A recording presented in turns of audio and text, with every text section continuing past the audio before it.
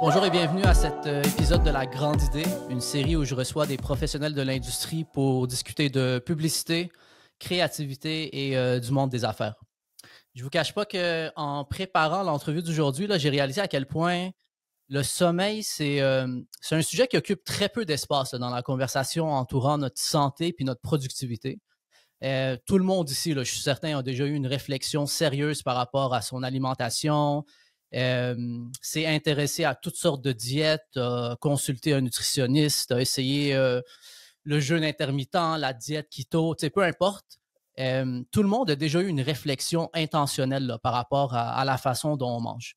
Puis c'est quand même la même chose par rapport à l'exercice. On se sent tous coupables au retour des fêtes, d'avoir trop consommé, de ne pas avoir pris soin de son corps. Puis souvent, le réflexe, c'est d'aller s'inscrire au gym, où on décide qu'on va prendre les escaliers au lieu de l'ascenseur, qu'on va marcher 20 minutes à tous les jours, qu'on va aller au travail en vélo. Peu importe. Encore une fois, il y a une réflexion puis un geste qui est commis pour améliorer notre état physique. Par contre, c'est quand même assez rare. En tout cas, je parle de moi, d'entendre quelqu'un dire que je dois ajuster mes heures de sommeil, j'ai besoin d'avoir plus de sommeil profond. Pourtant, le sommeil, c'est pas juste une affaire de bien se sentir le matin. Là. Ça joue un rôle sur l'immunité, notre mémoire, notre anxiété, la perte de poids, l'humeur, la qualité des décisions. Donc, ça tisse vraiment large. Puis, je regardais vite les statistiques là, aux États-Unis, par exemple. C'est pas très reluisant. Là. Une personne sur 3 essaie de survivre avec 6 heures de sommeil ou moins. On apprend aussi qu'avec le temps, on a réduit le nombre d'heures qu'on accorde au sommeil. Donc, en 1943, le sommeil moyen d'un Américain était de 7h54 par nuit. Aujourd'hui, en 2023, le chiffre est descendu à seulement 6h31. Donc, l'objectif de la conversation aujourd'hui, c'est vraiment de déconstruire le sujet du sommeil, de vous aider à comprendre comment votre productivité, votre créativité, puis votre vie en général peut être influencée en apportant quelques ajustements, puis en étant un peu plus intentionnel face au sommeil. Donc, pour en discuter, puis pour nous éclairer sur le sujet, j'ai le plaisir de recevoir Dr Véronique Latreille, qui est neuropsychologue et membre de l'Ordre des psychologues du Québec.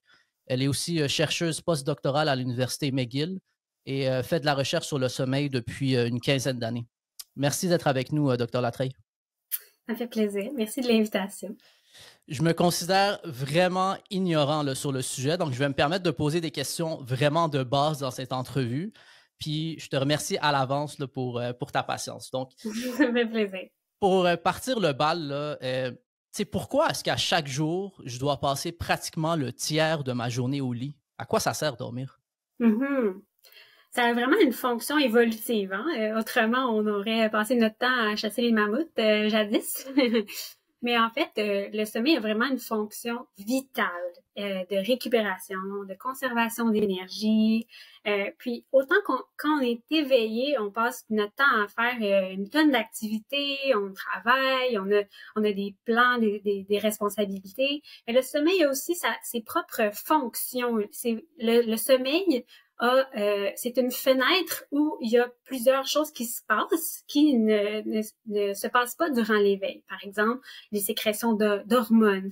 L'hormone de croissance chez les enfants et les adolescents, elle est sécrétée durant le sommeil. Le sommeil aussi, ça nous permet de renforcer nos mémoires, nos apprentissages durant la journée. Et il y a aussi des fonctions au niveau du nettoyage du cerveau. Donc, pendant la journée, nos cellules font des déchets métaboliques. Le cerveau, il peut nettoyer ça pour éviter qu'il y ait une accumulation dans le cerveau. Puis, est-ce qu'il y a un chiffre magique? Là? Je sais qu'on parle de sommeil. Là, ça varie beaucoup d'une personne à l'autre, mais est-ce qu'il y a un chiffre magique qu'il faut prendre en considération pour un adulte? Là? Pour un adulte, oui. On entend souvent il faut que je dorme 8 heures par nuit. Le chiffre 8, là, il est souvent amené là, il vient pas de nulle part, en fait. C'est la plupart des études chez les populations dans la société ont montré que l'adulte dort en général entre 7 à 9 heures par nuit. Donc, la moyenne de 8 heures vient un peu de là. Par contre, il faut comprendre que c'est vraiment un besoin individuel, la quantité de sommeil. Donc, notre corps a besoin d'une certaine quantité. Puis ça va dépendre de la journée. Ça va dépendre aussi de notre âge. c'est un enfant, c'est très différent de la personne âgée, par exemple, ou même de l'adulte d'âge moyen. Et si on est malade, par exemple, on va avoir besoin de récupérer davantage. Donc ça, c'est vraiment un besoin qui est unique, propre à chacun. Puis il faut essayer de l'évaluer. Pour nous, qu'est-ce que c'est notre besoin de sommeil? Ça peut varier chaque jour, évidemment. Et donc, la meilleure façon de l'évaluer, ben, c'est comment on fonctionne durant la journée. Puis, on peut voir un peu le sommeil comme la grandeur des pieds. Chaque personne taille une taille de chaussure qui est différente. Hein? Chez les hommes et les femmes, c'est 7, 8, 9, 10, disons. Ben, c'est un peu comme ça, le besoin de sommeil. Des fois, il faut avoir une taille plus grande. Je veux dire, certaines personnes ont une taille de chaussure plus grande, d'autres plus petites. Et à court terme, on peut fonctionner avec des chaussures plus petites ou plus grandes. Hein? Ça sera pas super confortable, mais éventuellement, on va finir par avoir des ampoules. Donc, ça ne convient pas. Donc, il faut vraiment trouver c'est quoi les heures qui conviennent selon notre condition et selon ce qu'on a fait accompli durant la journée. Donc, ça peut varier entre 6, 7, 8, 9 heures, par exemple. Donc, il faut aller l'évaluer. Puis, comment je l'évalue? Tu sais, moi, est-ce que je peux survivre? Moi, je suis un entrepreneur, OK? Puis, je suis tout le temps en mode travail. J'ai plein de projets. Ça n'arrête pas. Est-ce que je peux me dire, moi, 6 heures, ça me va, puis fonctionner avec 6 heures à long terme, ou est-ce que ça va finir par me rattraper? Et ça dépend si le choix de 6 heures, c'est parce que votre corps en a suffisamment besoin, donc relativement un petit dormeur, un court dormeur, ou c'est vous qui avez décidé de dormir juste 6 heures parce que vous voulez être plus productif, vous avez d'autres choses à faire. Donc, les deux situations sont vraiment différentes. Vous pouvez être un short sleeper, qu'on va dire, un court dormeur, puis fonctionner très bien durant la journée. Mais si vous allez vous-même vous priver de sommeil, c'est là que c'est vraiment un enjeu de santé publique. Là. Si on se restreint volontairement de sommeil, à court terme, il y a des conséquences, mais également à long terme. Donc, on peut les énumérer. Là, vous nous en avez parlé aussi tout à l'heure dans l'introduction. Hein? On va être beaucoup plus fatigué, non seulement une fatigue non spécifique, mais on va être plus somnolent durant la journée. On va avoir tendance à avoir des attaques de sommeil. Si ça se trouve après une journée de 14 heures de travail, on va prendre la route, bien, ça augmente nos risques de s'endormir au volant, d'avoir des accidents d'auto, des traumatismes crâniens. On peut même décéder. Là, il y a un taux de mortalité qui est augmenté. Ensuite, on peut avoir une concentration qui est diminuée, l'attention. On peut faire plus d'erreurs au travail qui augmente le taux d'absentéisme au niveau des entreprises, diminuer la productivité. On va être plus irritable. Au niveau dépression, anxiété, ça augmente plus. C'est un cercle vicieux. Moins on dort, plus on est stressé, plus on est anxieux. Et plus on est stressé, plus on est anxieux, moins on va dormir. Donc, la liste, là, au niveau des conséquences, est très longue. Ça, c'est au niveau plus cognitif et au niveau plus émotionnel, mais au niveau médical, physique, il y a aussi le manque de sommeil va augmenter la tension artérielle, donc on met un risque d'hypertension, va aussi dérégler notre absorption des sucres, des glucides, donc on peut prendre plus de poids, nous met plus à risque de souffrir d'obésité, de diabète, de maladies cardiovasculaires, finalement. Écoute, tu dis ça, l'impact est immense. J'essaie de digérer toutes ces informations-là. Puis, tantôt, tu as dit, ça nous permet de bien fonctionner durant la journée. J'ai comme l'impression que chaque personne doit un peu faire sa propre étude de cas, puis de voir avec le nombre d'heures de sommeil, est-ce qu'on fonctionne assez bien. Mais est-ce qu'il y a des signes que nous, on devrait détecter ou que peut-être les personnes autour de nous devraient détecter, puis qui nous indiqueraient est-ce qu'on dort assez ou pas? C'est une bonne question. En général, ça va être le niveau de fonctionnement durant la journée, pas le matin, parce que il y a beaucoup de gens qui ont une inertie le matin. Donc, en se levant, ça va leur prendre plusieurs heures avant d'être un peu réveillé, disons. Donc, c'est vraiment pas au lever qu'il faut évaluer son fonctionnement, mais plutôt au travers, de façon générale, au travers de la journée. Est-ce qu'on est capable, est-ce qu'on est en mesure d'effectuer nos tâches? Où on est comme complètement somnolent en train de s'endormir. Il faut aussi distinguer la fatigue la fatigue, c'est vraiment différent de la somnolence, qui est plus non spécifique et générale. On peut avoir une fatigue mentale, on peut avoir une fatigue physique, notre corps est lourd, mais ça, c'est pas nécessairement dû à un manque de sommeil, la fatigue. Donc, ça peut être autre chose. C'est très, très non spécifique, disons. Mais le manque de sommeil va vraiment affecter la somnolence. Donc, est-ce qu'on cogne des clous? Ça, là, est-ce que nos yeux ferment? On est en train de s'endormir. Ça, c'est vraiment le meilleur indicateur. Et souvent, ça peut arriver plus en fin d'après-midi ou après le lunch. Hein. Souvent, notre température corporelle va chuter. Ça va souvent entraîner ce sentiment-là de fatigue et de devoir faire une sieste, par exemple. En début d'entrevue, on a parlé que le sommeil, là, c'est réparateur. Je sais qu'il y a différentes phases de sommeil. Oui. Le light sleep, le deep sleep, le REM sleep. Est-ce qu'on pourrait juste déconstruire un peu les différentes phases de sommeil? Puis, est-ce qu'il y a une phase plus importante que l'autre? Mm-hmm. Des bonnes questions. Donc, le sommeil va être divisé en deux grandes phases, là, si on veut. On va avoir le sommeil lent et le sommeil paradoxal.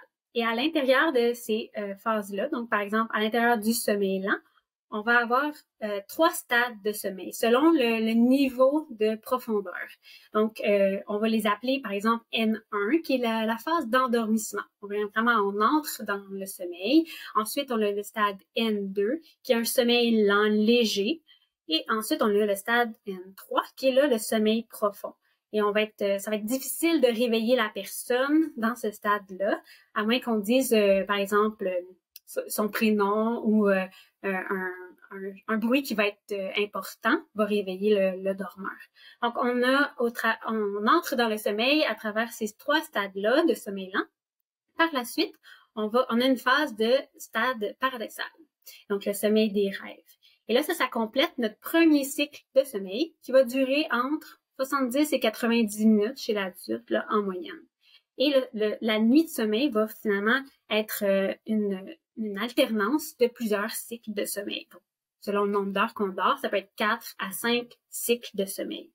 Et souvent, à la fin d'un cycle de sommeil, il va y avoir un petit éveil, qu'on n'a pas nécessairement conscience, mais c'est tout à fait normal de se réveiller. On retombe dans le sommeil lent à ce moment-là. Donc, on se réveille 4 à 5 fois par nuit, sans nécessairement s'en rendre compte. Un dormeur normal peut se réveiller, oui, 3-4 fois. Là, c'est pas nécessairement à chaque cycle qu'on a un réveil, mais ça peut arriver. Mais c'est des micros-éveils. Donc, on n'a pas nécessairement conscience. On se rappelle pas qu'on s'est réveillé. Mais oui, c'est tout à fait normal. Donc, il faut aussi, des fois, les gens qui souffrent d'insomnie, par exemple, vont se dire, ah, je me suis réveillée 20 fois dans la nuit. Mais comparé à un dormeur normal qui se réveille 0 fois, je dors vraiment mal. Mais le sommeil normal, disons, là, est composé de réveil, est composé d'éveil.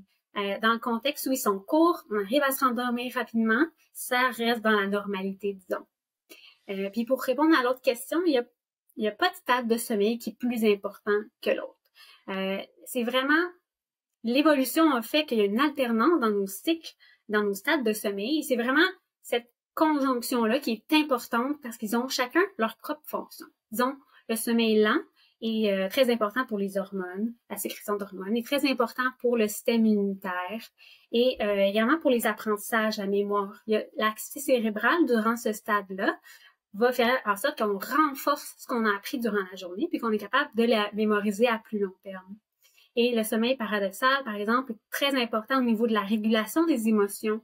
Les rêves ont une certaine fonction là, au niveau des émotions, ce qu'on a vécu émotionnellement fort. On peut, il y a plusieurs théories, là, mais on peut un peu les intégrer dans notre vie et essayer de s'adapter un peu plus face à certaines expériences, comme par exemple les traumas. Il y a souvent l'idée que le sommeil avant minuit est plus important et tout ça, mais ça, c'est pas vrai, dans la mesure que oui, le sommeil profond est présent dans les premières heures de la nuit, mais ça va dépendre à quelle heure on s'est couché. Donc, ça n'a pas rapport le fait que ce soit minuit ou pas. Si on s'est couché à 10 heures, le sommeil profond va arriver dans les premières heures de notre nuit. Mais si on s'est couché à 2 heures du matin, le sommeil profond, il va quand même être présent dans les premières heures, même si c'est passé minuit. Fait que ça veut dire que c'est pas important si je me couche, je sais pas moi, de 10 à 6 ou de 2 heures le matin à 10 heures le matin. Ça a aucune incidence sur le lendemain, mon énergie, ma concentration. Ben, en fait, c'est une super bonne question. C'est pas lié ici à la quantité, mais à la phase. Et ça, c'est vraiment important parce que le sommeil il est régulé par deux processus. Donc, je vais en parler ici, ça va nous aider à expliquer un premier processus qui est notre horloge biologique. Donc, on a vraiment une horloge dans le cerveau qui nous synchronise sur un rythme de 24 heures. C'est pour ça que nos journées sont sur ce rythme-là, le rythme circadien. Et c'est souvent déterminé génétiquement. Est-ce qu'on est un type du soir, un type du matin, par exemple? Et l'autre processus, c'est la pression homéostatique qu'on appelle. C'est vraiment, on peut le voir comme un sablier. Le sablier va se remplir avec le temps qu'on est éveillé pendant la journée. C'est la pression qui augmente, la pression pour le sommeil. Une fois qu'on arrive le soir, selon notre horloge biologique, c'est l'heure de se coucher, par exemple, il est 10 heures le soir. Notre pression, elle est au maximum. On est prêt à aller se coucher, on est somnolent, on va aller dormir. Si quand on dort le soir, la nuit, le matin, on se lève, bien évidemment, notre sablier, il s'est complètement revidé. La pression, elle est retombée et on est prêt à la réaccumuler pour la journée. Et donc, on ne devrait pas être somnolent durant la journée si on a bien utilisé, disons, notre sablier correctement et que notre horloge, on était dans la bonne phase de sommeil. Donc, il y a ces deux processus-là qui sont importants à prendre en considération. Donc, il y a des gens pour qui c'est très facile de changer de phase. Donc, peu importe l'heure à laquelle ils se couchent, ils vont être capables de se lever le lendemain, puis se sentir reposés, énergisés, etc.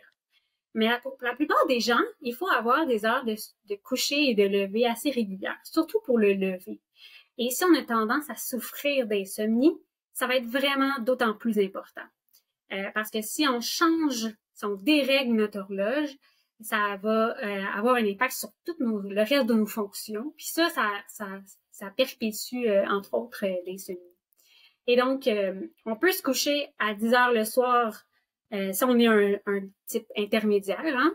Mais il y a des gens qui vont se coucher de type soir, ce qu'on appelle le chronotype, notre préférence génétique à aller se coucher un peu plus tard ou plus tôt le soir. Donc, le type du soir va aller se coucher, passer minuit aux petites heures du matin.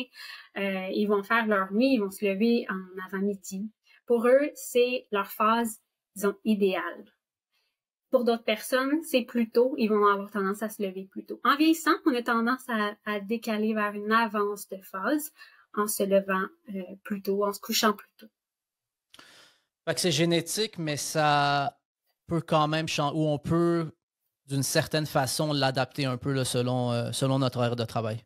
On peut, d'une certaine façon, l'adapter, surtout si on a des contraintes professionnelles. Par contre, il faut être très rigoureux pour bien synchroniser notre horloge.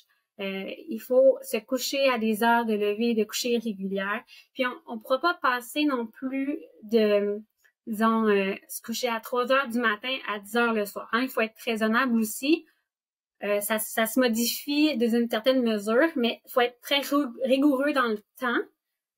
Non seulement avec les heures de coucher régulières, mais il va falloir appliquer probablement d'autres techniques pour augmenter la pression de sommeil. Parce que c'est facile d'aller se coucher plus tard.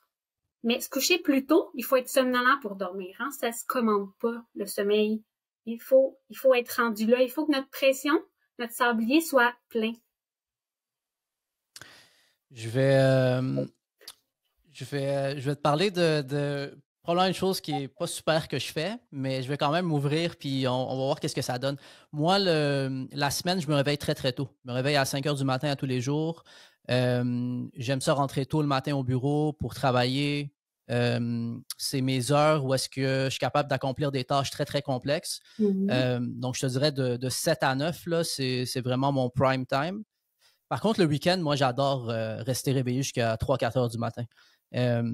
Le choc, par contre, c'est dimanche soir parce que là, je me suis couché à 3 heures samedi soir. Je me suis réveillé dimanche à 11 heures. Fait Fait que souvent, je prends une petite shot de Benadryl pour pouvoir m'endormir. Qu'est-ce que je suis en train de faire à mon corps? On va appeler ça souvent l'insomnie du dimanche soir. Hein, en fait, on ne sait pas si vous êtes en restriction de sommeil toute la semaine, peut-être un peu, mais vous accumulez une certaine dette. Hein? Puis là, il y a plusieurs aspects là, dans cette situation-là. Donc, premièrement, c'est pas vraiment possible. Hein? On peut pas mettre des heures de sommeil en banque. La fin de semaine, on peut pas se dire OK, j'en accumule pour fonctionner cette semaine en coupant un peu chaque jour. Ça se garde pas. C'est vraiment un rythme circadien. Hein? C'est sur 24 heures. Il faut le voir un peu comme ça. Puis, si on se couche la fin de semaine, le vendredi ou le samedi soir, tard, c'est correct de profiter de la vie, hein? Mais si on a tendance à souffrir d'insomnie, puis là, ça devient problématique, c'est là qu'il faut aller changer les choses. Mais si on se couche tard, par exemple 3 heures du matin, puis le week-end, on se lève à 11 heures, qu'est-ce que ça fait sur notre pression de sommeil? Après ça, le sablier, là, quand il va être rendu 10 heures le soir, si on s'est levé à 11 heures l'avant-midi, il va être moins plein que si on s'est levé à 5 heures du matin, hein, comme vous faites dans la semaine. Donc, c'est sûr que ça va être difficile d'aller dormir parce que on n'aura pas assez de pression de sommeil à ce moment-là. Donc, ça, c'est souvent l'insomnie du dimanche soir parce que on est resté au lit plus longtemps le matin.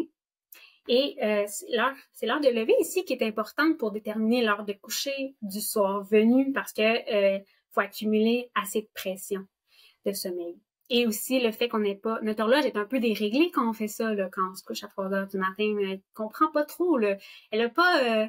le cerveau, oui, c'est complexe, il est intelligent en soi, mais il comprend pas que c'est le week-end qui arrive puis que c'est le temps de dormir un peu plus. Il y a des gens pour qui c'est plus facile, mais dès qu'on commence à avoir des problèmes pour le fonctionner le lundi matin ou qu'on commence à avoir des inquiétudes, il faut faire un peu plus attention, quitte à se lever plus tôt le matin. Donc, vous êtes un peu en restriction de sommeil la fin de semaine.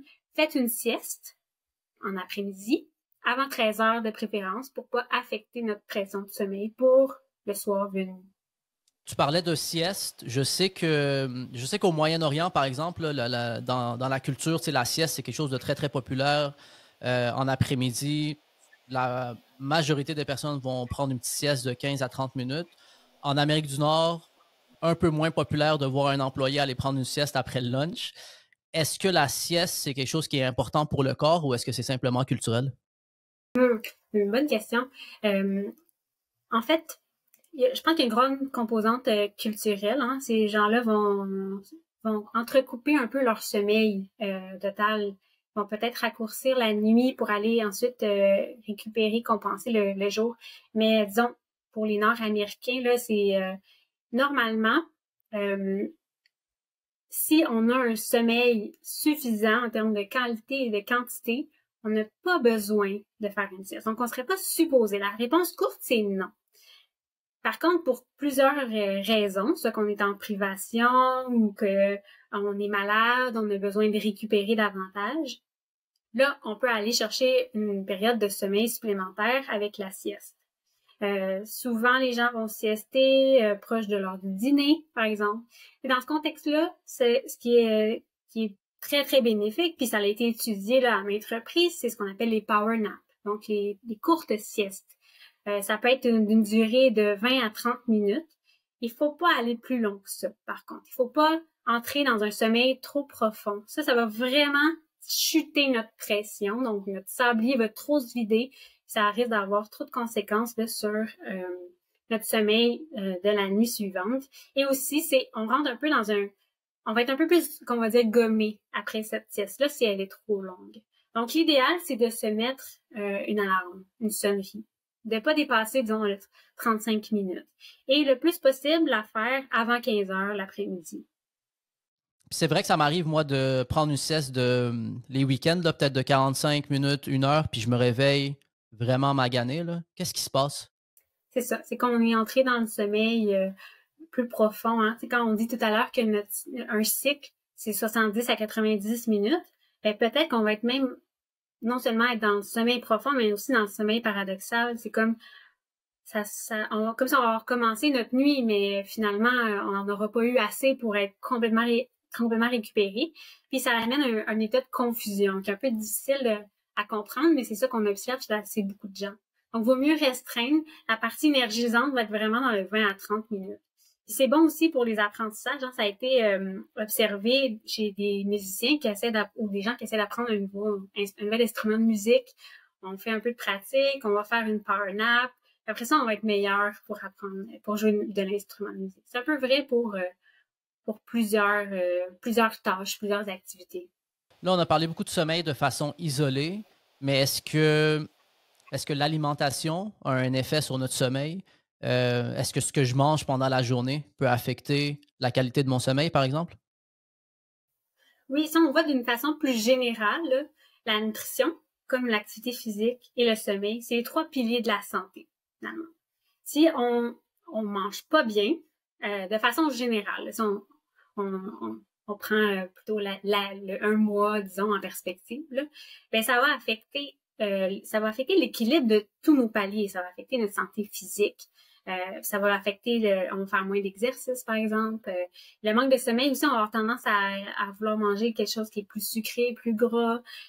Donc, tout ça, ça débalance un système qui est vraiment important pour la santé. Mais si on y va de façon plus concrète, disons quotidienne, c'est sûr que l'alimentation, on peut parler d'aliments riches en gras, en protéines. Ça va. Si on mange des repas riches le soir, on va être en mode digestion beaucoup plus longue et ça va affecter notre mode sommeil, évidemment. Parce que quand on est dans le sommeil lent, par exemple, dans les premières heures de la nuit, notre système digestif est ralenti. Il n'est pas en mode digestion, il est en mode sommeil.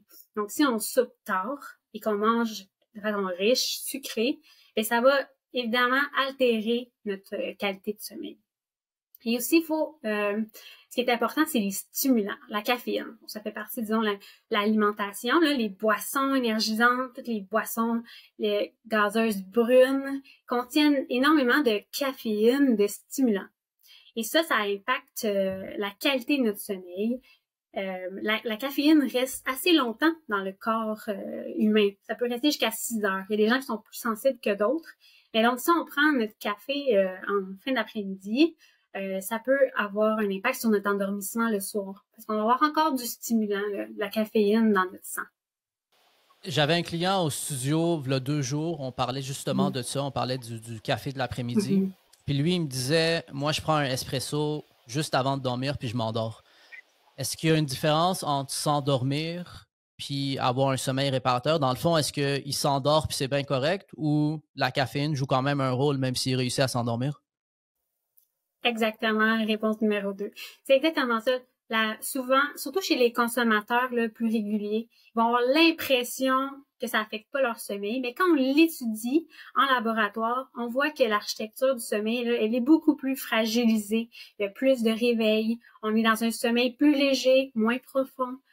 Donc, ça altère vraiment le sommeil, même si on a la perception subjective de pas avoir de difficulté de s'endormir ou de pas avoir de réveil. On peut avoir des micro-éveils, que notre cerveau est éveillé, sans avoir d'éveil complet là, dont on a conscience. Fait que moi, si je suis quelqu'un qui s'endort facilement, si je prends mon dernier café, admettons, à midi, versus si je le prends à 8 heures le soir, c'est fort probable que je vais voir une différence le matin au niveau de mon énergie, c'est ça? Probablement, au niveau de l'énergie, pas nécessairement le matin. On a parlé tout à l'heure que c'est pas le meilleur indicateur, mais au niveau du fonctionnement dans la journée. Mais c'est pas une soirée ou une fois de temps en temps qui va avoir un impact, mais c'est à long terme. Si on est un consommateur de café le soir, à long terme, notre sommeil, il va être moins récupérateur. Donc ça, c'est plus les impacts qu'on peut voir dans le futur là, à long terme. C'est la même chose pour l'alcool. Hein? L'alcool, c'est un antidépresseur. Souvent, les gens vont dire « Ah, moi, je prends un petit verre de fort avant de me coucher, ça m'aide à m'endormir. » Oui, comme c'est un antidépresseur, on relaxe, ça peut favoriser l'endormissement. Par contre, on le voit dans les études, dans le laboratoire, ça fragilise le sommeil.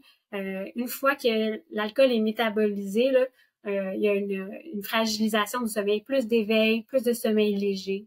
C'est pas du tout bon pour le sommeil. Fait que l'alcool et le café, les deux vont affecter, c'est surtout le sommeil profond?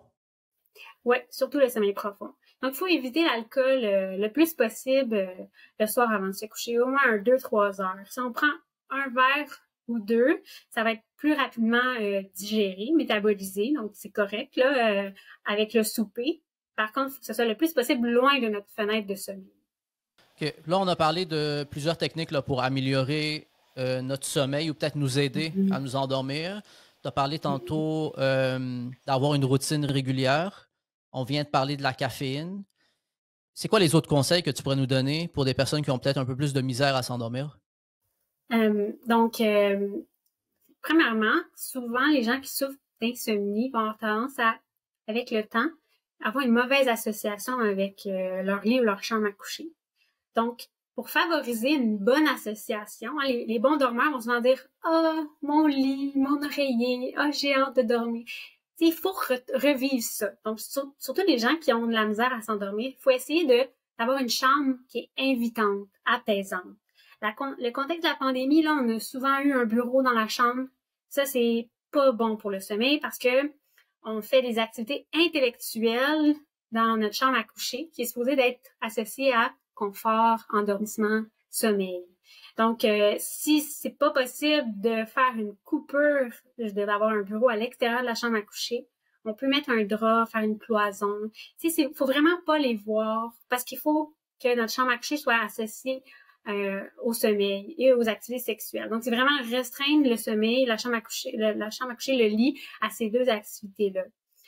Par la suite, on peut avoir une chambre qui est fraîche, pas trop chaud, parce que notre température là, corporelle va changer au cours de la nuit. En début de soirée, là, c'est important que on ne prenne pas trop de bain chaud, par exemple, pour pas l'augmenter, parce que c'est la baisse de température qui permet de s'endormir.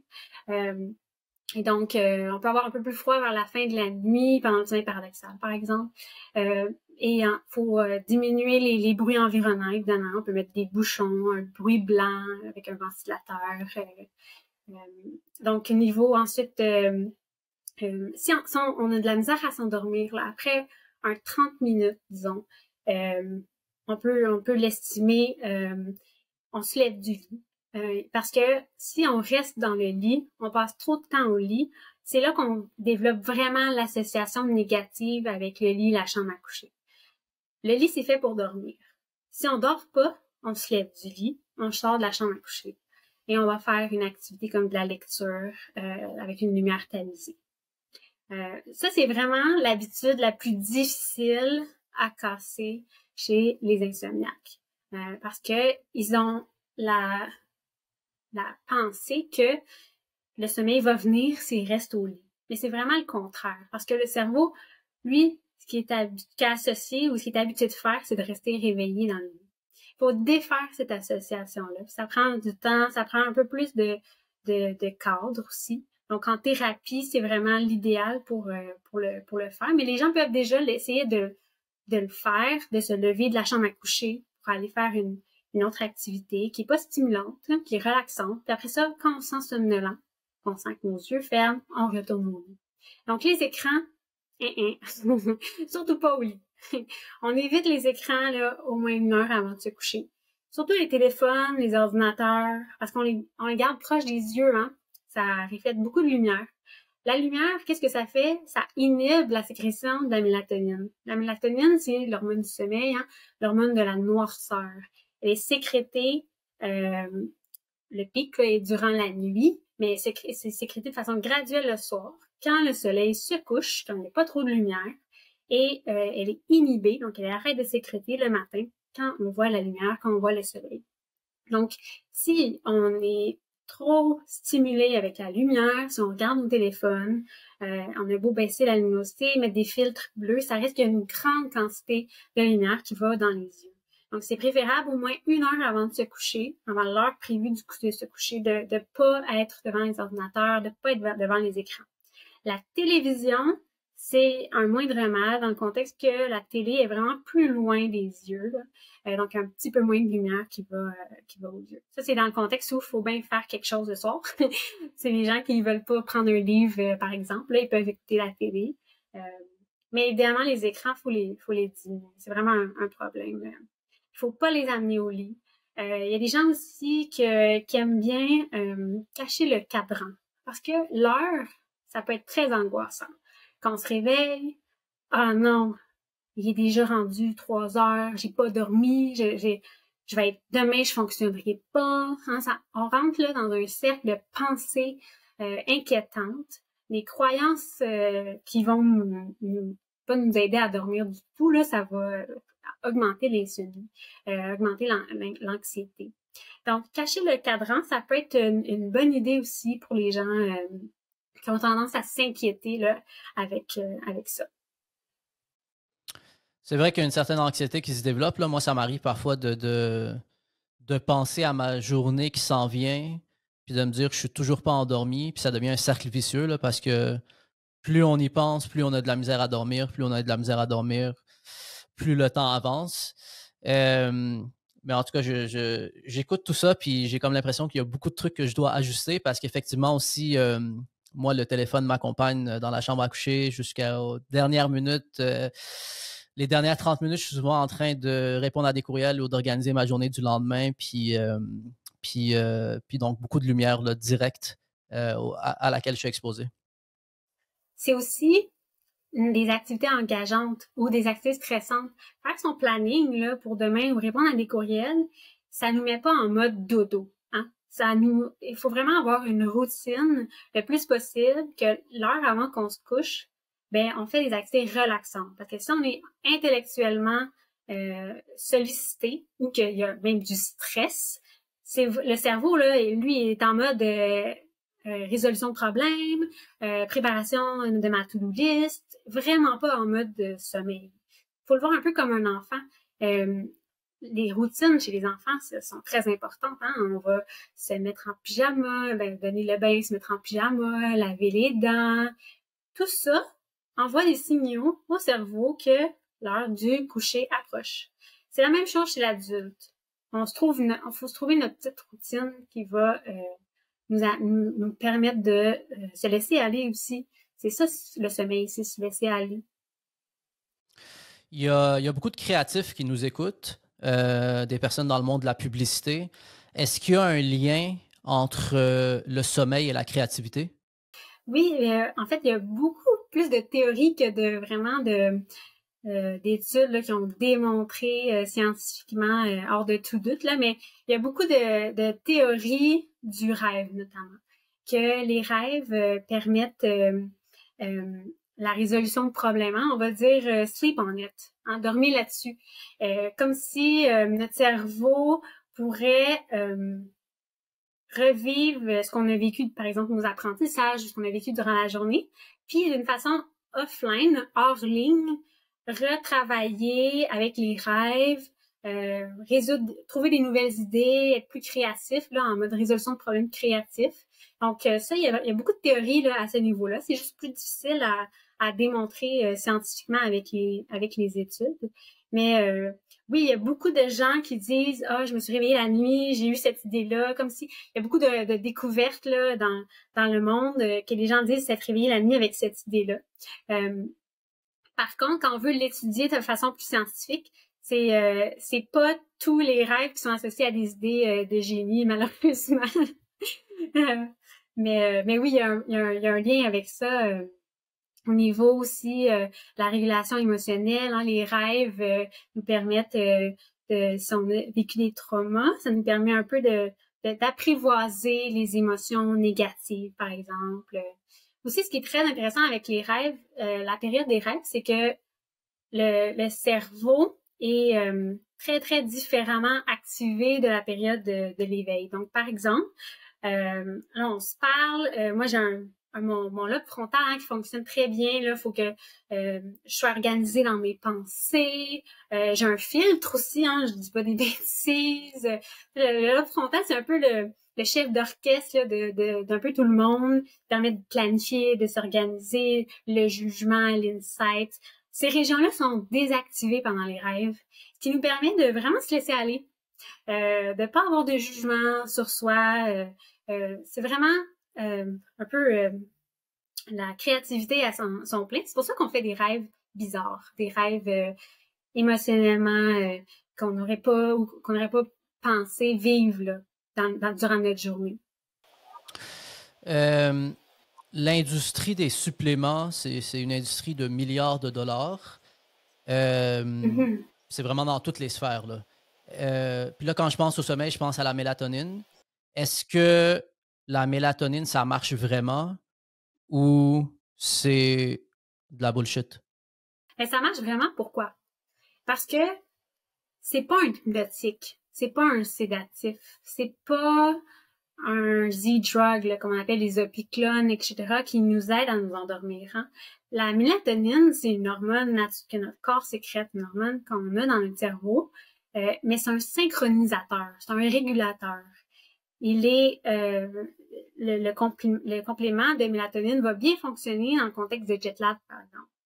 Ça va nous aider à régulariser notre horloge biologique, à la resetter, si on veut. Là. Si on est en décalage horaire, on va la prendre pour dire à notre cerveau, ben, faudrait que tu sécrètes ta mélatonine un peu plus tôt ou un peu plus tard pour rétablir là, une horloge qui est différente. Si on est en Europe, par exemple. Mais c'est pas un médicament qui, pour la plupart des gens, ça peut avoir un effet, certaines personnes, plutôt, ça va avoir un effet qui va, sédatif là, pour les endormir. Mais en général, c'est pas ça l'objectif de la mélatonine. Donc, de le prendre comme un médicament hypnotique pour s'endormir, c'est pas ça le but, l'idée de la mélatonine. Ça peut avoir cet effet-là chez nous si on est très sensible. Il y a des gens chez qui ça les réveille plutôt. Donc, il faut faire attention. Il faut en parler avec le pharmacien. Puis aussi, il y a beaucoup d'études là, qui ont montré que ce qui est vendu, là, c'est en vente libre. Hein? Ce qui est vendu dans les pots, les doses sont pas nécessairement ce qui est marqué sur le flacon. Ça peut être beaucoup plus grand, beaucoup plus petit. C'est pas régulé. Donc, il faut faire attention, surtout si on prend d'autres médicaments pour les interactions avec les médicaments. Donc, les meilleurs, pour parler de ça, c'est les pharmaciens ou les médecins. Donc, faut pas prendre des grandes doses, les yeux fermés. Faut quand même faire attention.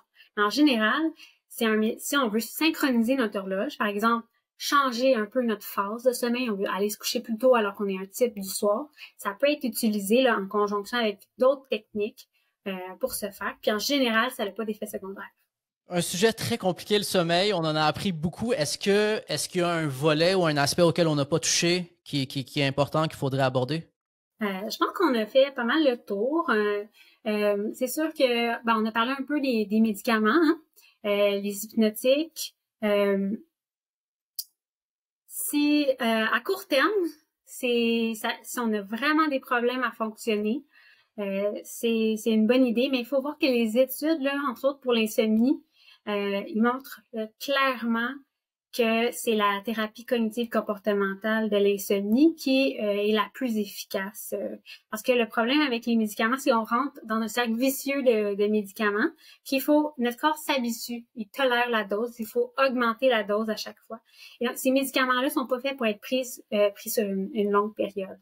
Donc, à plus long terme, il faut soit combiner les deux techniques, donc pharmacologique et non pharmacologique, ou y aller d'emblée avec une thérapie de l'insomnie. Il faut vraiment travailler les pensées, les comportements, tout cela on a discuté aujourd'hui.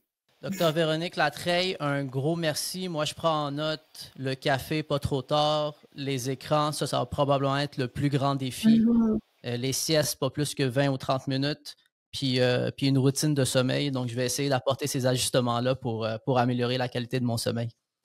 Un, un grand merci. Un grand merci. À bientôt.